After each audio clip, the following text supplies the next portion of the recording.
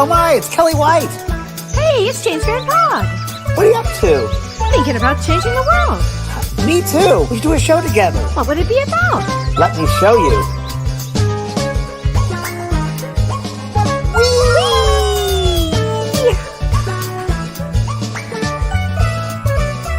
The James and Kellee Show.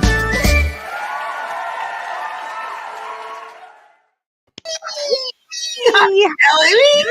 James! Hi, Oh my! Kellee. Long time no see. I know. My God, I missed you so much. No, we were supposed to spend last week, but we had an issue. First, astrologically, there was some major stuff hitting. So Mars, hitting. right? It was Gandanta. Actually, Mars was And what does Gandanta. Gandanta mean? Gandanta means that it's at 27, 28, 29 degrees of a water sign and 1 or 2 degrees of a fire sign. So it was Mars was Gandanta in Cancer, which is a water sign, headed into a fire sign. And Mars is fire. And Mars is a fire planet. Mars causes such problems all the time, but it does move us along. So it's kind of a good thing on some level, except that day I got stuck on the tarmac for 4 hours in Dallas and nobody was moving anywhere. Nobody. Yeah. I've been there, by the way. I've been there many a time on a tour in Dallas, stuck on the tarmac. Yeah. Oh, well, you were there when there was a tornado. That's right. Oh, no, sure. A tornado, and I go to the bathroom of the congregation. We all go to the bathroom, and then it was snowing the next morning. That's right. That's right. We all have our Dallas stories. Well, we will come back in a couple of weeks. We'll do the readings for 2 everybody. weeks. Yes, next week we have a really interesting show on past lives, and the week after. But for live readings, Friday night. This Friday night, I'm going to be doing live readings. That's right.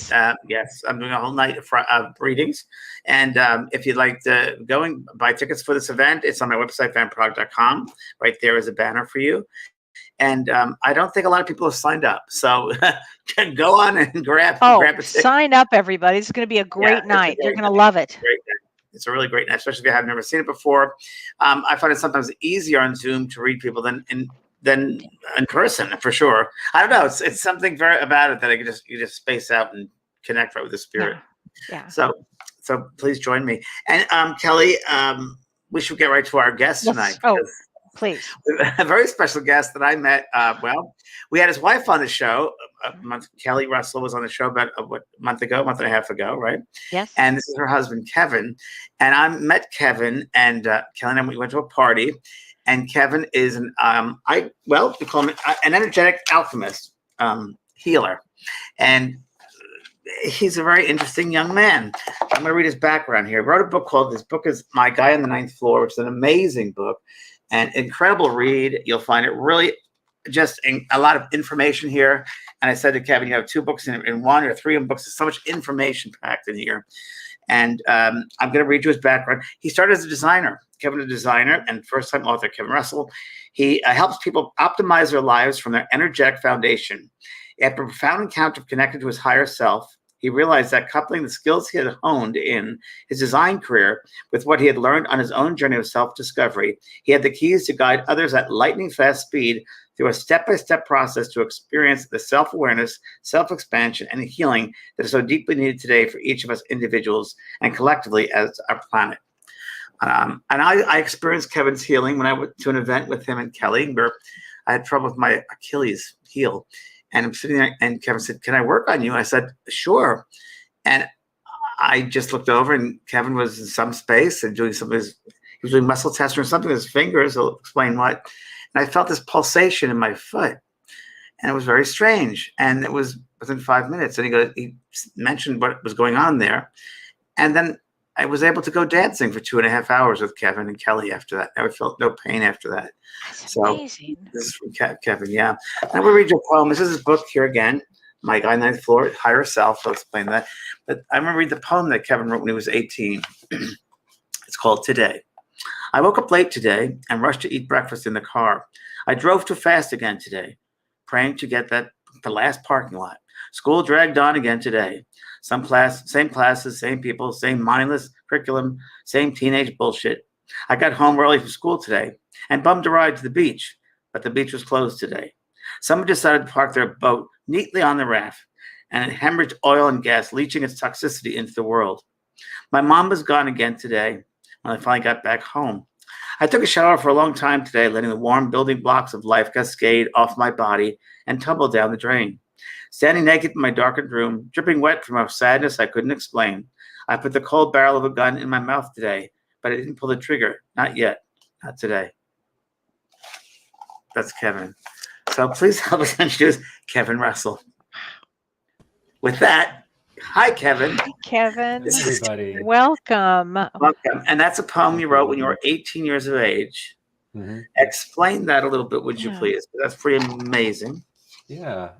So I was a writing seminar class senior year in high school, and it was a lot of self-study. It was really creative, expressive writing. And that fall, I had a thought cross my field of, what if I just wasn't here anymore? And I reacted to it. I got a little bit scared, and then I got angry. And it was the anger that really brought me right up against whatever the fear was. And so I allowed myself, and for, I guess, trigger warning, this, as James just read the poem, with the book, we get into it really quick.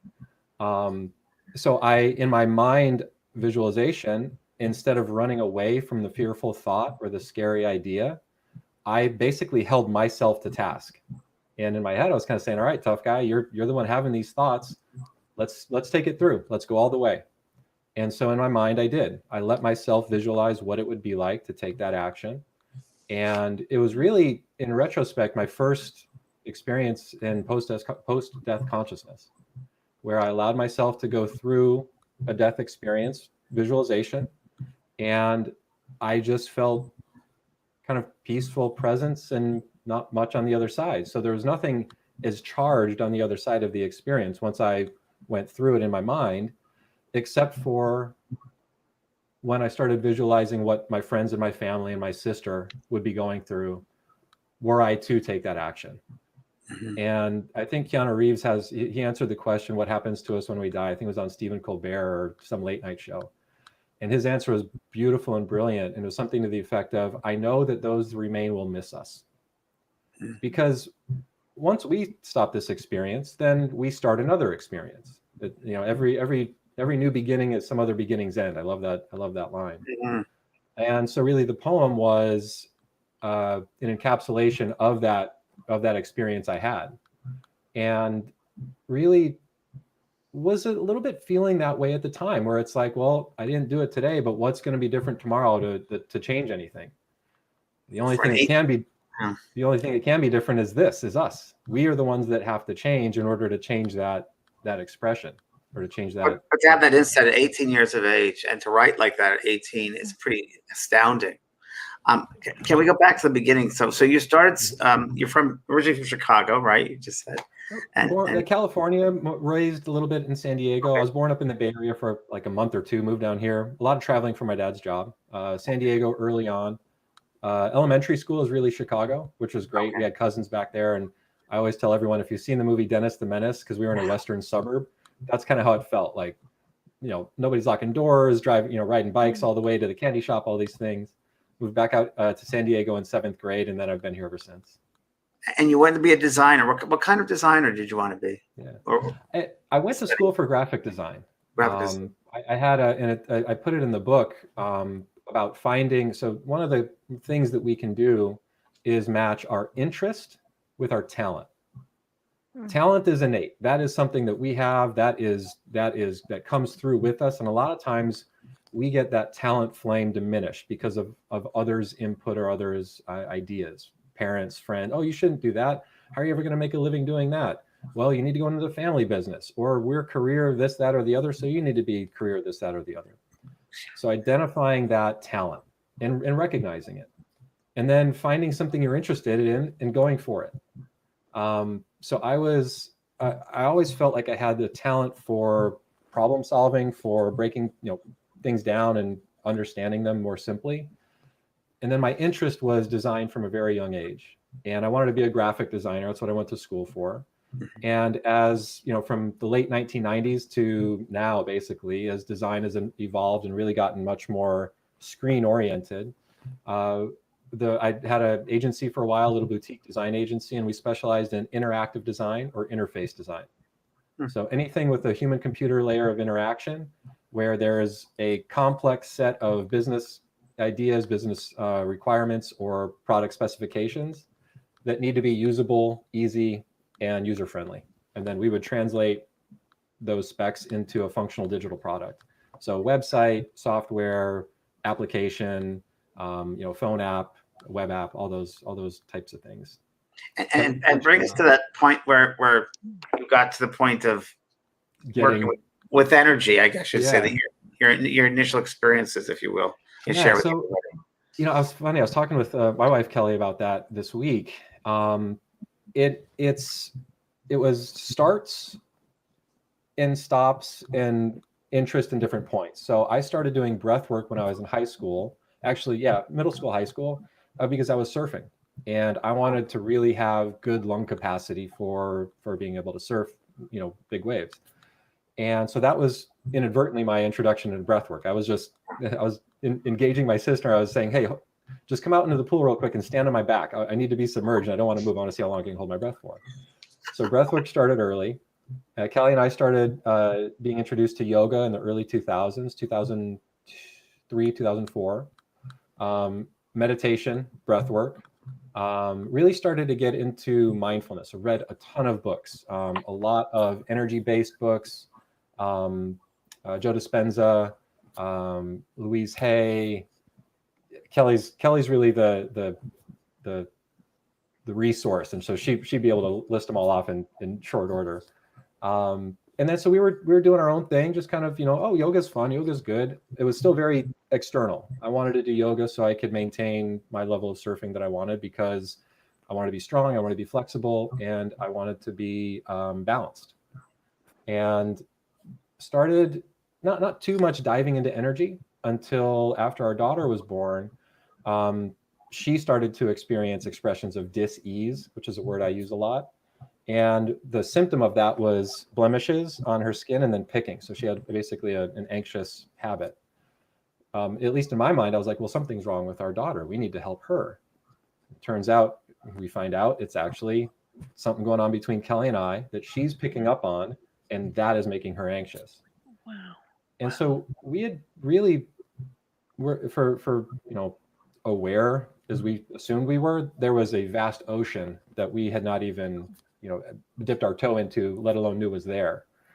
And that's when we started to get into subconscious change work, started looking at muscle testing and psychological kinesiology, and really just self practice of those techniques. And I went silly with self muscle testing. In retrospect, what I realized I was doing was training my intuition. I was training myself to connect my head with my heart, which, if we're not connected, we're literally leaving 50% of the equation, if not more, on the shelf. Right. Mm-hmm. I was testing what shirt to wear, what to eat for breakfast, lunch, and dinner, what shampoo to use in the shower. I was just done making decisions. I was like, I'm curious what my system's going to say. Started feeling better and better the more emotional work we did, the more trauma that we identified and released and transformed. And I got to this point where I was kind of feeling high on the horse, and I was doing good, feeling good. We're on a holiday, and all of a sudden I get hit with what my symptoms were. And what I noticed was, well, the basis of the book is everything is energy.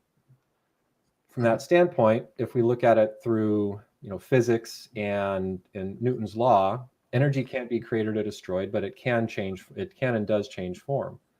So if we experience energetic dis-ease, it can transform into high blood pressure, into irritable bowel symptoms, restless legs, sciatica, any number of physical expressions that we've identified symptoms of, we have a label for, but we don't have any cure for. We've just got mitigation factors. I can almost guarantee there's an energetic component at play. Some of those energetic components I wasn't expecting, like this trip, where I started to get a ton of ancestral energy really being served up for processing and transformation. My big bundle was really 17 and 18 generations back on my mom's side, to the extent where I've been using muscle testing, identifying which side of the family it was on, how far back it was, if it was masculine or feminine energy that was presenting, or that it was holding on to it.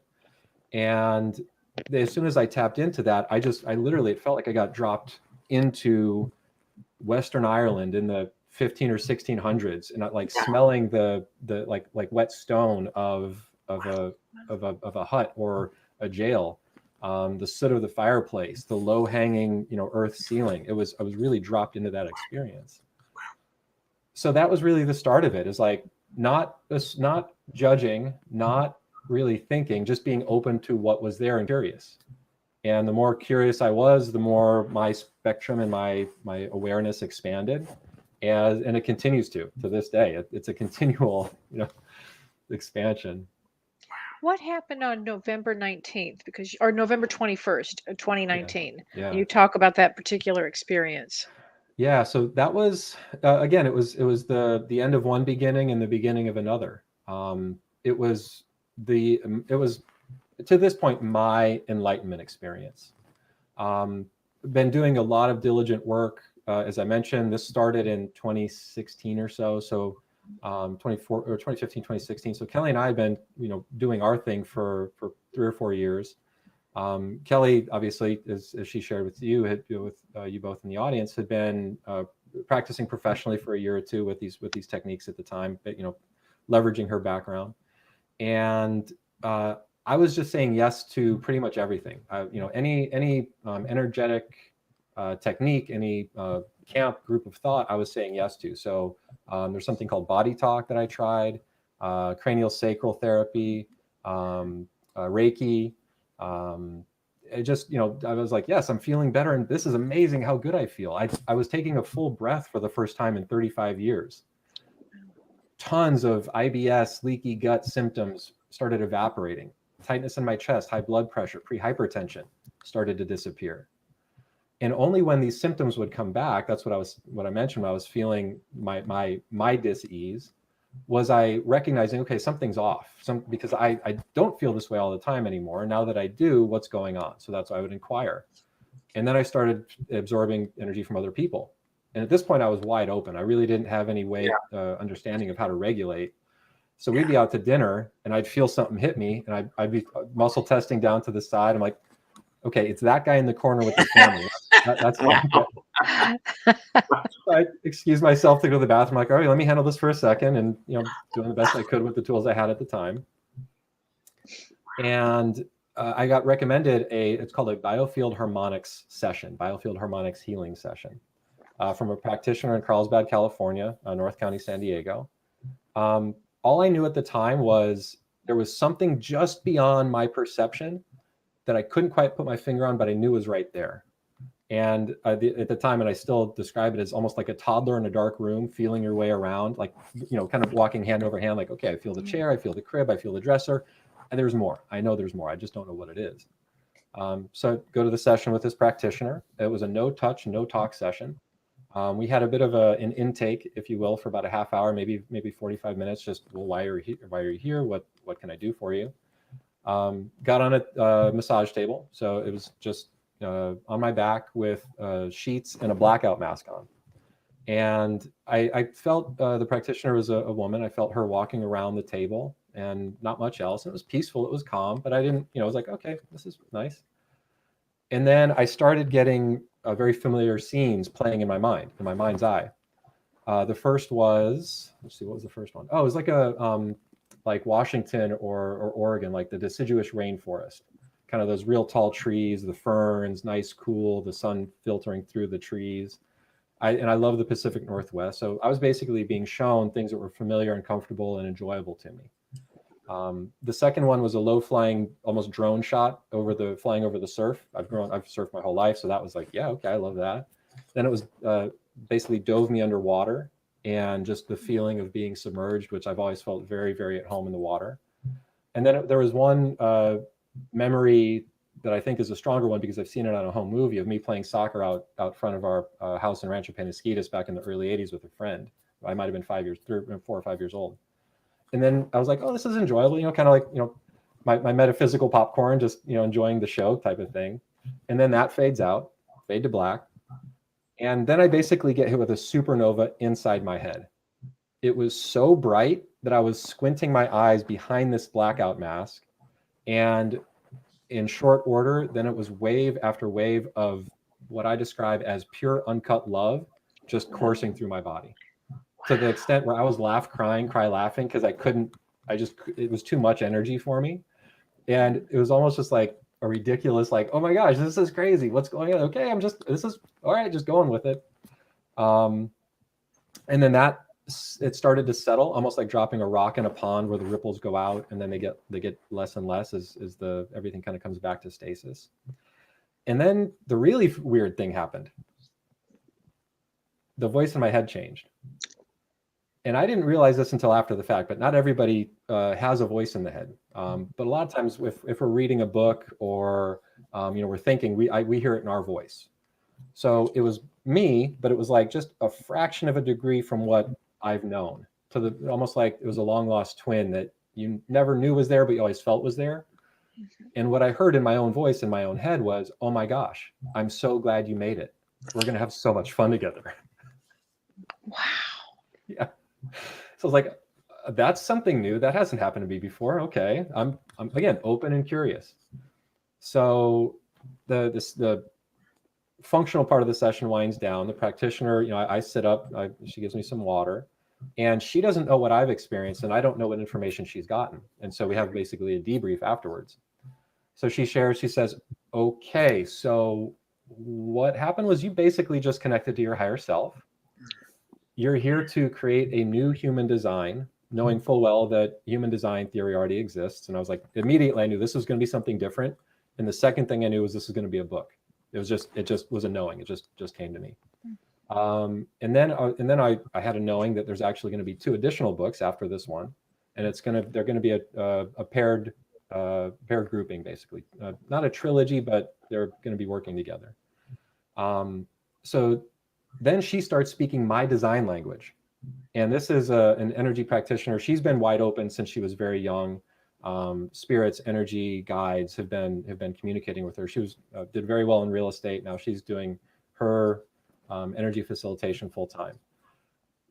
So out of nowhere, she starts using language that is very industry specific. And she literally was saying, I don't know what this means. I'm just going to say it. Wow. And it's hitting. I mean, I'm getting truth bumps all over, like, chills down my spine, chills down my legs and my arms. I'm like, yeah, I know exactly what that means. I'm taking furious notes because I'm like, I need to remember all of this. Wow. So then she says, which is where the title of the book comes in. She says, okay, it's like you're on an elevator in a high rise going from the 3rd to the 5th floor. Yeah. And your guy in the 9th floor is like, hey, buddy, up here. This is where the action is. Yeah. Wow. And so that was something that really stuck with me. Wow. And then it was probably over about a 3-hour session. And I drove immediately to my wife Kelly's office and said, I shared with the experience. I said, this is what happened. I can't do design anymore. I can't not do this. Like, this is all I can do now. Or not the regular kind of design. Yeah. Yeah, exactly. Yeah, exactly. Different, same principle, similar approach, but yeah, different material, 100%. Thank you, James. I appreciate that. So that was a Thursday. That Friday, the worst hangover I've ever had in my life. Not a lick to drink Thursday night, hydrating like crazy, woke up cotton-headed, base of my neck hurt, my whole body ached, just real lethargic, and I was still doing design work at the time. I still had a bunch of projects and clients, going on. I couldn't get anything done, sitting on my computer, staring at the same emails, not doing, refreshing pages. I'm just like, I literally can't function right now. Excuse me, Kevin, was that, you think, because that new energy was coming in? Is that what that had to be? I would think. Yeah. 100%. It was, it was a reconciliation of the new and the old. And it's like, oh, this happened, but now how does this work? How does this fit and function together? Has to acclimate itself to the physical. Yeah. 100%. Absolutely. Yeah. Can configure, come back, come into phase as opposed to being out of phase, if we're looking at it from an energetic standpoint. So Kelly gets home from work and she looks at me, she's like, what is going on? I'm like, I don't know. I feel awful. She says, you need to take an Epsom salt bath. And I'm like, I haven't taken I'm still like, you know, a little bit three-dimensional at this point. And I'm like, I haven't taken a bath since I was 5. I take showers. Like, I'm not taking a bath. She's like, take an Epsom bath. I'm like, okay, fine. I get in the bath, and it was literally like the end of ET, where he gets reanimated and the plant comes back to life. Sure. I was like, oh my gosh. And I was right back to how it felt on the table. And I was like, Wow. okay, it's back. This is crazy. And then, you know, fits and starts of additional settling. And then about 2 weeks later is when the book started just flying out of me.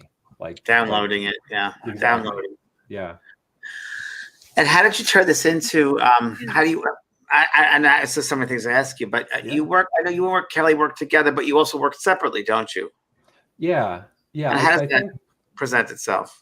Yeah. So I think Kellee is very process driven as far as if this, then this, based on what's presenting with the client. Okay, we do this, and then we see where are things at. Okay, now we're doing this one, because based on just the flow of the processes. And in that way, I feel like she's a little bit more of a surgeon with energy work. Yeah. I'm a little bit more like an earth mover or excavator, where I tap into a client's system and I say, all right, this is our intention. This is what we're doing. This is where we're at. We're ready. If anything that is safe and appropriate, and anything that is in the client's best and highest good, whatever that is, we're taking it all. And so I tend to go just with the client-led approach, with whatever their system is ready for and whatever they are able to process, to get information from, to release, to have to have an assistance in the transformation. And I remember Kevin Kellee worked on me. She did, according to the book of her, the muscle testing, and 1, 2, 3, 4. And when you worked on me, it was a whole, she worked for different reasons for me. But when you worked on me on my Achilles, you said, I don't remember this, because you said, oh, okay, you have coagulation. Let me remove the coagulation. That's what you said. And you did. You removed that coagulation. Yeah. And after that, I was able to be free of that. So so it's like a 2-step. One is energetic, emotional, and event-based trauma transformation. The other is subconscious transformation. If we have beliefs or conditioning or programming stuck at the subconscious level, things like, I'm unworthy, I'm not good enough, I can't do it. There's these ideas, they're not ours. We don't consciously think these things, but they're programs that we've got embedded because of external influences, because of one impactful event that we may have had with a primary caregiver. And so that's one side. And then the other side, to your point, James, is energy system tune-up or energy system balance. And this is kind of taking a springboard off of the quantum physics place that I come from, looking at all of this. So the book is really based in quantum physics. For me, that was the glue or the gel that brought everything together. My whole life, I was raised Irish Catholic, so I was, going to church regularly, and I was always asking yes and. Right, I understand what you're saying. I understand the tenets. I understand the broad strokes. And I did the same thing with philosophy, with science, with other theologies, with New Age, with self-help. It was never the full picture for me. And then with the inroads and the awareness that I gained through self-muscle testing, plus the modalities and the practices that I've utilized and that I've kind of transformed and evolved, marrying those with looking at our energetic systems from, is there negative or dark energy present that's impacting us? Where are our energy connections between the main nexus points of our system?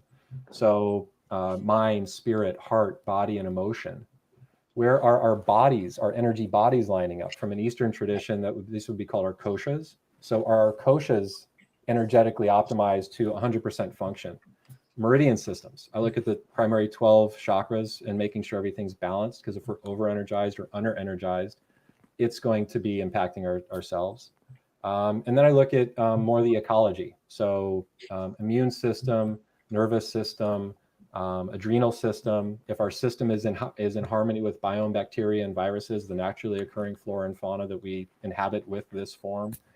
And then we get into some of the more conceptual places with energy. So I look at our polarity on a quantum grid. Are we polarized to maxed out light and love, or are we diminished on looking at light and love as an XY axis? I look at if there's any spirit out of body, which is very, very common.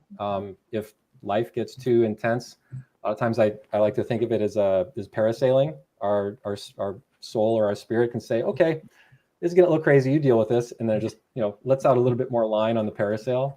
And so that's where we can feel cloudy headed, cotton headed, a hard time concentrating, not feeling like we're us, we're ourselves, so to speak. And then there's a couple that came to me that were basically universal consciousness connections, or connections to our personal connection to the energy that is greater than our individual expression. So I operate from the standpoint that we are all fractalized expressions of source, God, the universe, spirit, Father, Son, whatever the term is. And we are part of the whole, but we are not the expression of the whole, because we're here to have human experiences and experience the contrast of the world and release resistance to the contrast we experience. That's the kicker. So many of us are so resistant to either other ways of thinking, other ways of being or doing, resistant to our own families, resistant to ourselves. And the resistance is where we create the dis-ease within our biome, within our mind, within our subconscious mind body. So when you work with somebody, Kevin, do you then look at their resistance? That's the first thing I check. Yeah. Yeah. Is there resistance to whatever our focus is for the session? If so, that's the very first stop. And then once that resistance is removed, it's a lot smoother, until sometimes we come up against another very sticky point. Yeah. And it's hyper individual, whatever that is. And then if it's safe and appropriate and it's in their best and highest good, then we address the sticky point, and then we continue on. Wow. Yeah. So are you talking, it could be anything then? It could be emotionally, physically, anything. Chemical wise, yeah. Chemical. Brainwaves. He works with brainwaves a lot as well. Yeah. I mean, some of the titles of the book here, some of the parts of the book: quality of body, mind expansion through release, breath work, life, living fulfilled life, radical energy, honesty, acceptance, empathy. I'm touching a little bit here, but the quantum field energy theories. You go through the whole the several books in one here. Wow. And it just feels as if your higher self, that higher essence, wrote this, is channeling right through you. Yeah. I mean, it really is amazing. And when I first met Kevin, and he came to my house, and we had a little gathering, and I was like, "Oh, your eyes are just like," and what it was, Kevin, it's the sparkle from your eyes. It's a spark. It's that glistening, is I think what it is. Is that I think that's part of it. You'll meet people I can see that, who have that sense, and you'll be like, wow, that energy. And with you, I remember it was the eyes. Your eyes were very focused. And I was with a lady yesterday, similar energy, very, very, we all know that when somebody feel this wonderful electricity, this very, incredible energy. I think you've definitely, it's amazing. It's amazing. That's very kind of you. I really appreciate that. But it's really just there's nothing in the book that I haven't done for myself or to myself. And so this really is hey, this worked for me, so it can work for anybody. It's really our capacity for moving past our own fear and releasing resistance in our lives. Here's an interesting question from Sue Lopez. Says, Kevin, can you diagnose? I'm having trouble getting enough oxygen. Doctor thinks it's an allergy because I have the symptoms, but can't find any allergies to explain it. So do you do that? Do you diagnose it all? I mean, I can connect with an individual's system and communicate what the system is communicating to me. So in that regard, I can provide information that could be a diagnosis. Yeah, you're not a doctor, so you're not a medical doctor. Yeah, exactly. But I mean, to the point about trouble getting enough oxygen, like I mentioned before, I didn't realize I had been holding my breath for 35 years to, for all intents and purposes, until it was actually in a body talk session where it was a big, just kind of, in the visualization was just this inky. So a lot of times when we're working with the subconscious, we need to be explicit. We need to be speaking in the present, because our subconscious doesn't understand past, present, or future. It's quantum in that regard. And it doesn't understand negatives. So if we say, I don't want this anymore, what our subconscious hears is, I want this, because it does not understand negatives. And as humans, we're very, very focused on what we don't want. We're very good at identifying what we True. don't want. Very true. The more challenging part is really admitting to ourselves what we do want and embodying that. And so from that standpoint, there's visualization. So I felt this basically this inky black plug was my visualization, just unplug. And it was one of the first times in a long time. So if we've got time, if you're okay, I mean, I can tap in real quick and see if there's any information that I get. That would be great. With Sue Lokman, that would be great. Yeah. If that's what you mean. Yeah. Sue? Yeah, absolutely. So lovely. Is that all right with you, Sue? If you're listening, I think you are. Here we go. Yeah. Okay. All right. So let's take just a sec, safe and appropriate to, and I'm going to shorthand it a little bit, just for sake of time here. So safe and appropriate to connect and work. Yes. It's in Sue's best and highest good. Yes. It's in my best and highest good. Yes. There is something within the system that is communicating that this should be avoided for now. No, that's testing weak. Okay. All right, Sue. So trouble getting enough oxygen. This is physical. This is mental. This is emotional. So this is spiritual. This is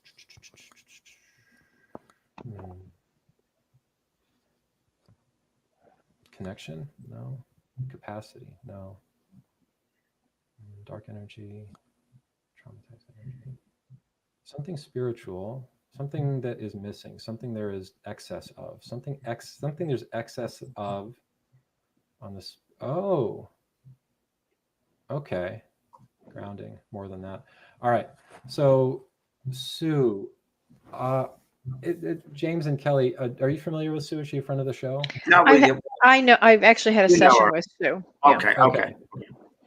So Sue, what I'm getting is you're a bit too out here, and your physical systems are kind of struggling to keep up with your spiritual exploration. So grounding, I mean, let's see, something I can do for Sue right now. Yeah, it would be more involved than just kind of a quick 5-minute exploration.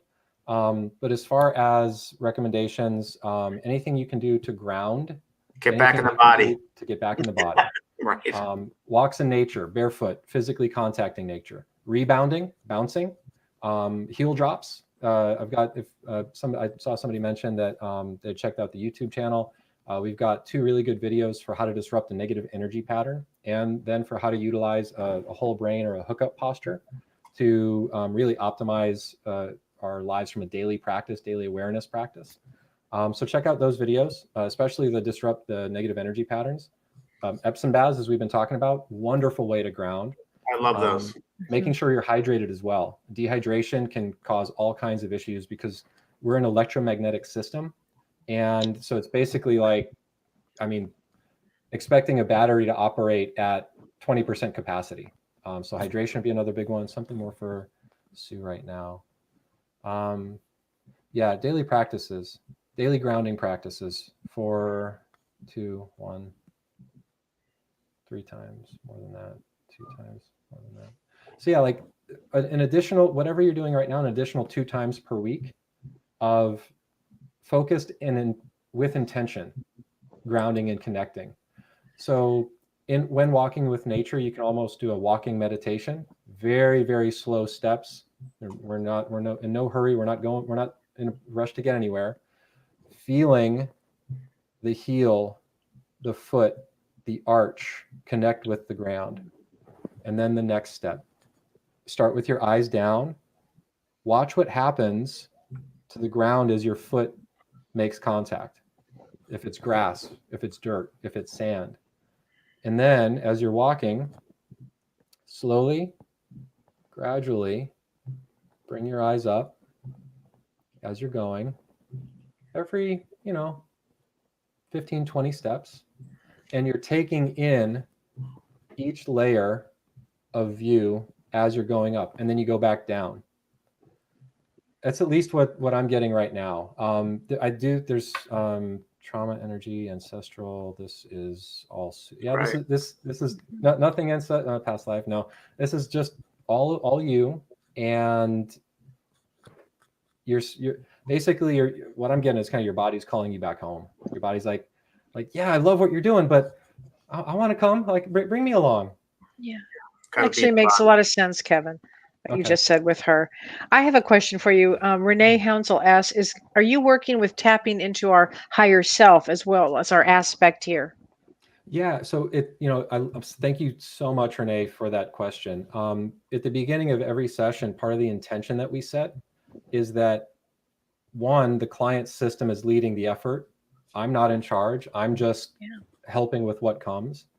And the intention we set is something to the effect of we are putting the places within us, the parts of us that already know how to do this work, and the places within us where this work is already done in the driver's seat.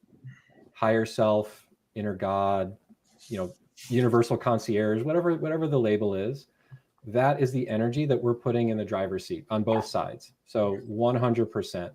And if there is, and I do finger quotes around dark or negative energy because it's all duality perception in this world. It's just energy that has been lacking love for so long that it's acting out and it's really reactive. That's excellent. That's what I refer to it as. Exactly right. Any duality is there to really help us interpret and make our way in the world. Ooh, that's cold. Oh, okay, that's hot. I understand. And then we get understandings of, oh, this is good or this is bad, but it's all subjective. I have a quick question for you, Kevin. Did you ever get, let's say, just an example, an IBS for someone you're working IBS? Could that be, and you look for, let's say, a cause for that? Have you ever had an experience where you have different people, different IBS, but the cause is very different, but it manifests as IBS? So different causes create that same syndrome? 100%. Does that make sense? Yeah. Okay. Yes. So it's always it could be a different cause all the time, but it manifests differently. Manifests the same. Okay. Exactly. And so we are all hyper individual, to the extent where the chances of us being born as a human are something like 400 trillion to 1. So first of all, like everybody listening, you're amazing. You exist right now. That's spectacular. This is wild just in and of that. The other part is that we are physical, mental, spiritual, and emotional beings, and everything is connected. So if there's some dis-ease going on at the emotional, spiritual, or mental level, and we have a physical low point or a physical weak spot, if you think back, it's like, oh, rain's coming. I can feel it in my knee. That's an example of a physical weak spot that's tuning into the environment. So if we have back issues, or if we've got hip or knee issues, or if we've got irritable bowel issues, 100% there can be real world physical things. I mean, we've been soaking our grain in glyphosate for the better part of 20 or 30 years. So there's literally Roundup being poured on wheat crops. So yes, we can't discount physical things impacting us physically, to the same extent where we can't dismiss emotional, mental, or spiritual states of dis-ease impacting us physically as well. So I've worked with clients that have had gastrointestinal dis-ease or distress, and there had been a one or two that were actually, you need to change your diet. There's too much processed food. There's too much packaged food. You need to get back to more cleanly cooked and or raw fruits, vegetables, and ancient grains. In addition to there being emotional, energetic traumas in play as well. So what I've seen is if there's an energetic low point, let's see. So here's the low point in our system. Energy can basically get packed in, and that system can become inflamed. That part of the system can become inflamed. That's where we get systemic inflammation, adrenal, immune, and central nervous system depletion, where we start feeling frayed around the edges. I was just talking about this yesterday with a friend of mine. She actually came over to visit me, and she was just talking about how combining certain foods, puts a lot of pressure on your digestive system and has to work extra hard, creating a lot more heat in the body because of the exactly what you're talking about. So it works extra hard. So more energy is needed there and to throw off other systems. Yeah. And going back to Sue's situation, if we spend too much time kind of as psychonauts and doing exploration, and we don't balance that back with physical real world expressions, dang it, that was such a juicy nugget, and it just It just escaped. Shoot. You got to ground yourself more, Kevin. Just Right. That's exactly. Well, I mean, well, a friend of ours said, we repeat this all the time because it's so well put. She said, you can't be so spiritually aware that you know earthly good. Thank you, I love Mavis. that. Thank you, Mavis. It says it all, because a lot of people think That's spiritual, beautiful. you got to be out here. No, you really Right. got to be in here. Right. The most spiritual. Well, thank you so much for saying that. And real quick, circling back around to what I forgot and just remembered. Yeah, so food combinations can absolutely be it, and we can address the energy in that low point, transform it. Wow. If it is something that it's been around for a while, or it's been, it's almost like Scrooge McDuck's worry path outside his vault. Mhm. The more that we walk the path without addressing it, the deeper and more resonant it can become. It's kind of like a record. The more times the record plays, the grooves get more pronounced. So if our pronounced groove is this gastrointestinal dis-ease, we remove whatever's there. It's kind of like the chip machine where you punch in your D5 and your chips come down, and then the next bag of chips winds its way right to the front. Mhm. More energy can find its way to that spot as well. So there can be just quantum flips and one and done with energy transformation, but more often than not, it's like it's like stripping paint. Sometimes it takes a couple passes, Sure. a couple sessions before we actually get everything, and then the dip is popped back to resonance. Kevin, I have a question. Do you work with children? I have, yeah, actually, children, kids, and individuals who are on the spectrum. Mhm. Yeah, it's all Wow. energy. Yeah. Wow. And the book is my guy on the ninth floor. Here it is right here. And Kevin, you were going to do something for everybody in the group. You thought some kind of a process you want to do for everybody today? Yeah, absolutely. So this one is a visualization that I utilize in my sessions with one-on-one clients. And it helps to really, one, it is a grounding technique. Two, it helps to increase our broadcast, increase our resonant broadcast. I don't really subscribe to protections in any way, shape, or form. I don't either. So I really drill everything down to its core. So at its core, there's, looking at it from electrical energy, you have energy, you've got resistance. Any form or expression of resistance is going to keep us out of balance. And so I think part of the sparkle you mentioned might be because I've been processing, transforming, and releasing resistance in every form I can possibly imagine for the better part of 20 years in different shapes, really accelerating in the last 4 or 5 though. So instead of putting up protections, we're increasing our resonance of love, feeling love, increasing that broadcast, and increasing the size of that resonance. So for this one, we will be utilizing the posture I had mentioned before. It's the whole brain posture. Hookup posture is another way that it's termed. And then we're simply crossing our limbs. So for everyone listening, we're going to cross our legs at our ankles. And let's go ahead and have that be our right ankle in front of our left. And then a couple different options for our arms. So for our arms, we're going to cross at the wrist, and this one's going to be left over right.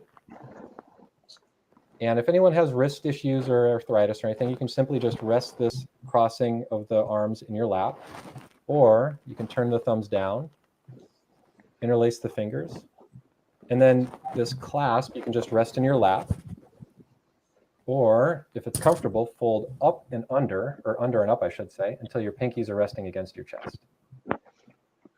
So this body posture is a very, very powerful disruptor of energy signals. And if we get dropped into fight, flight, freeze, which most of us are to some low grade expression almost always, or we're feeling sad or angry or tired or you name it on the negative end of the adjective or verb spectrum, if we don't disrupt that energetic pattern, it's just going to keep looping. So this is a great way to disrupt an energy pattern, to bring both hemispheres of our brain back in online, hence the name, the whole brain posture. turn down the intensity of our limbic system, our lizard brain, which is where all those, our senses are, fight, flight, freeze responses, really informing our limbic system. It's okay, you can stand down. We're safe. We're okay. We're good. So the next part of this, completely relax the diaphragm to the extent where we're even pooching our belly out a little bit, going for more of a Buddha belly than we are bodybuilder belly. More Homer Simpson than David Hasselhoff. Nice full diaphragmatic breaths, just a couple of degrees more than we would with our natural breath. We're not hyperventilating, nothing fast, just from the base of the belly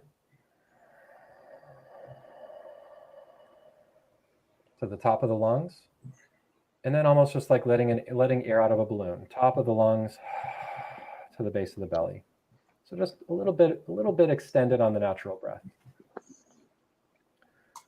The next thing we're going to do is imagine, envision, or remember a time that we have experienced unconditional, unbridled, unjudgmental, just pure unconditional love. A lot of times for parents, this might be the first time we met our child. For those of us without children, it could be a random act of kindness that we experience with another. It can be just an achievement. It can be something, giving ourselves a shot where we didn't think we would. It can be trying something new, that feeling of exhilaration that comes with trying something new. But tap into that feeling of unconditional love. And if it's something that we haven't experienced or we can't remember, we can pull on media. So when have you seen unconditional love in a movie or on a show, read it in a book, heard it in a song? Little Whitney Houston, I Will Always Love You.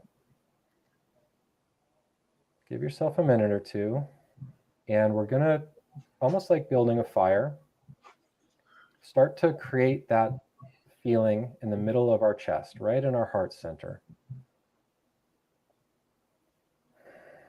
Stick with the breath, nice full breath. Now we're going to imagine that feeling of pure unconditional love is a miniature sun right in the middle of our chest, front to back, left to right.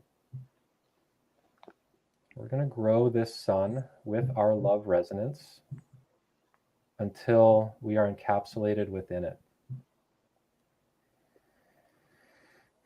So we're utilizing the breath. On the inhale, we're going to start off with about a tennis ball sized sun.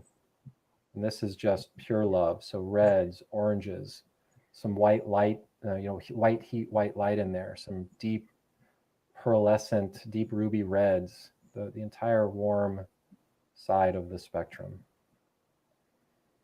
So our tennis ball sized sun, we're going to grow with our inhale and strengthen the intensity of the light with our exhale. Grow with the inhale. Strengthen the intensity of the light with the exhale.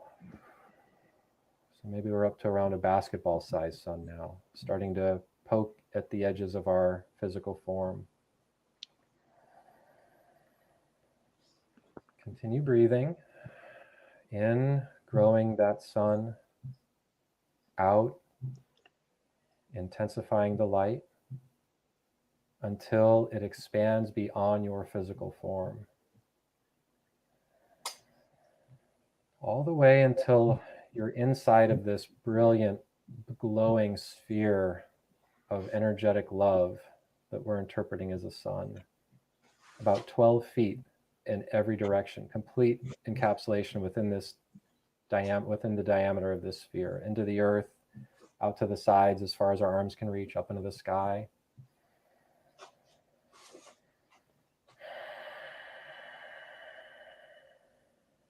Once you get to that about a 12-foot diameter,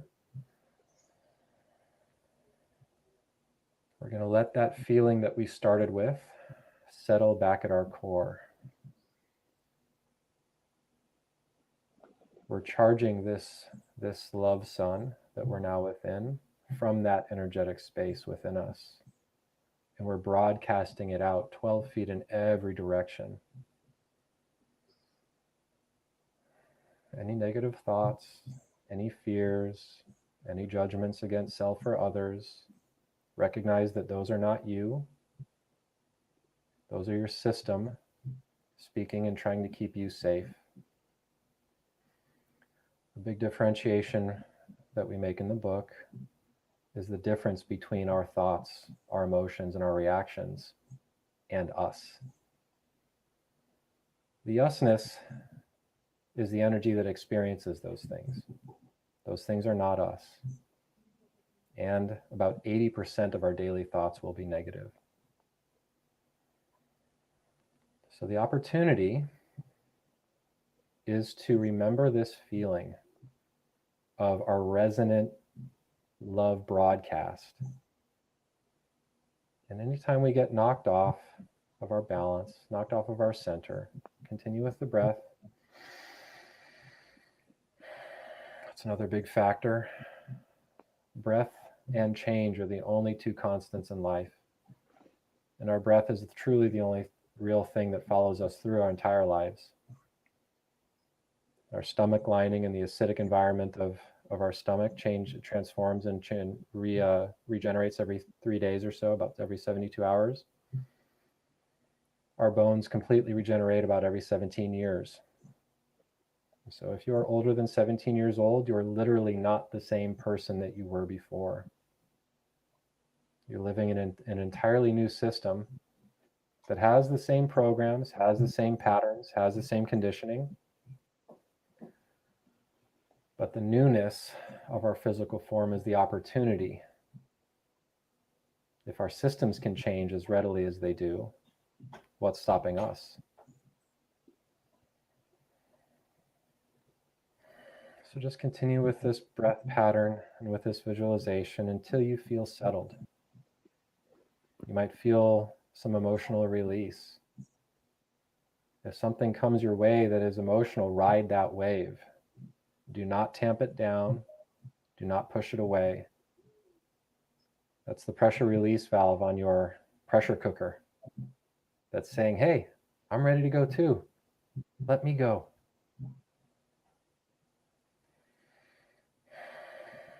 And then just stay with this posture and this breath until you feel resonant with yourself, until you feel resonant with that memory or that visualization of love.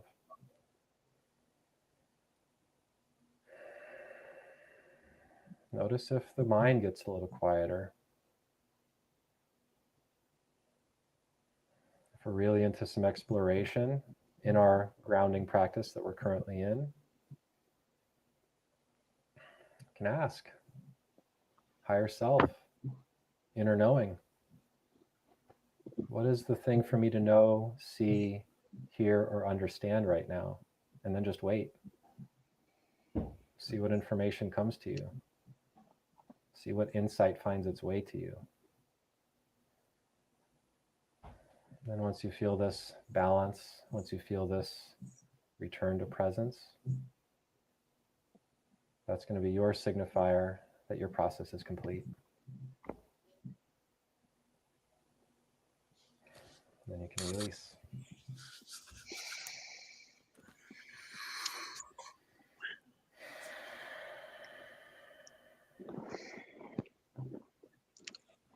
Wow, Kevin. Amazing. And that is something that children can do, adults can do, anybody at any age can do. Absolutely. It's a really great reset for people that have high anxiety. It's great for. Oh my gosh, anxiety, depression, social fears, not feeling comfortable or confident with self for any reason.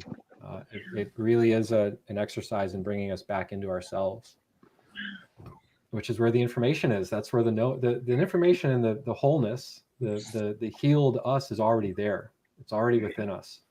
It's just these layers of trauma, conditioning, programming that have really been compacted into sediment that are keeping us from that wholeness. And the more work we do on our own or with others that excavates that sediment, the more closer we're getting back to that wholeness that's always been there. Kevin, you obviously do personal consultations with people. So they need to get in touch with you, radicalenlightenment.com, because I know a lot of people from here will want to contact you. And the book, My Guy on the Ninth Floor, you can order that on Amazon. Yeah. And it's already in bookstores. I saw it the other day. And thank you, Kevin, very much for all of your incredible wisdom and sharing that with us. Oh, Kevin, it was amazing. I have so many people are writing, was so helpful for everybody. A lot of emotion came up with that. Yeah. Wow, that's amazing. And so the best way to reach you is from your website, Radical Enlightenment. Yeah, that's the good umbrella. And then we've got a lot of offerings, and just reflections on things on social media, Instagram and Facebook. And you and Kellee have a workshop coming up too, right? You have a workshop, and that's in August. It's going to be in September. It kicks off September 17th. Okay. And that's your birthday. It is. It is my birthday. Yeah. Very good. I remember. Yeah. It was a really nice serendipity with that one. It was in the flow. So that's going to be our Radical Relationships course, and it's a practice series. It's an intensive practice series, and James, you had mentioned the 4 pillars, really 4 or 5 pillars of the book, which are radical energy, radical honesty, radical acceptance, radical empathy, and radical balance. Wow. And then our 6th week of the practice is radical freedom and radical responsibility, because they go hand in hand. Right. So this is something for if you're in a relationship and you've got a partner that's open to really clearing the junk out of the trunk, really holding up that mirror to ourselves so that we can connect more indelibly with ourselves and others. It's primed and ready to go.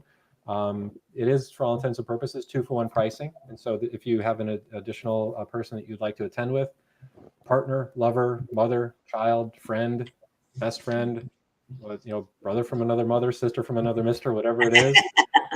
Or if you're solo, if you're not in a relationship and you're kind of distanced from family, but you really want to start excavating some of those layers and be more present and more whole within yourself, so that you can do those same things. It's a great accelerator for that personal practice. Wow. Well, I want to give you a radical thank you. Yes, thank you. Really great. It's just amazing. Everybody's loving this. Incredible. Thank you very much. We'll have you both on next time in August. We'll get you to do that. Yes.